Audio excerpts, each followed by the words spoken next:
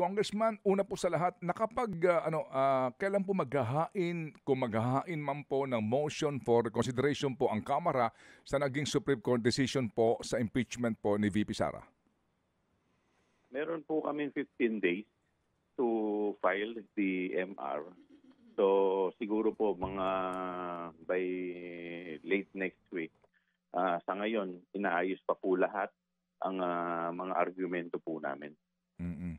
Dito ho ba, Congressman, sino po mga abogado ang magpeprepara ng motion at may papel ba dito ang ating Solgen? Ay, definitely po, may papel po yung ating Solgen. Pero siyempre may mga tumutulong din po sa hanay po namin at saka sa hanay din po ng may mga iba pong mga volunteer na mga abogado po. Okay. Opo. Congressman, inyo ho bang nabalitaan na ang Senado po nagtakda na ng araw para pag-usapan nila ang isyong ito? Kung sila ba'y tutuloy o hindi? Ano ho muna ang inyong reaksyon doon? Well,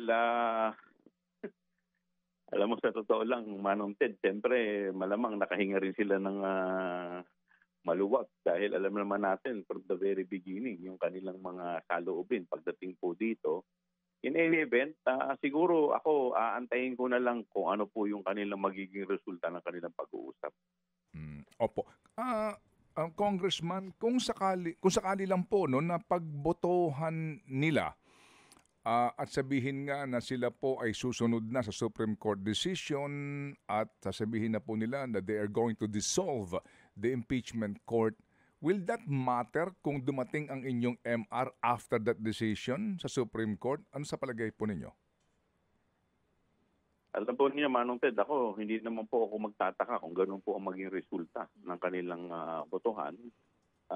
Basta't kami po, sa panig po namin, gagawin lang po namin yung talagang magagawa po namin para lahat po ng mga legal remedies exhaust po namin.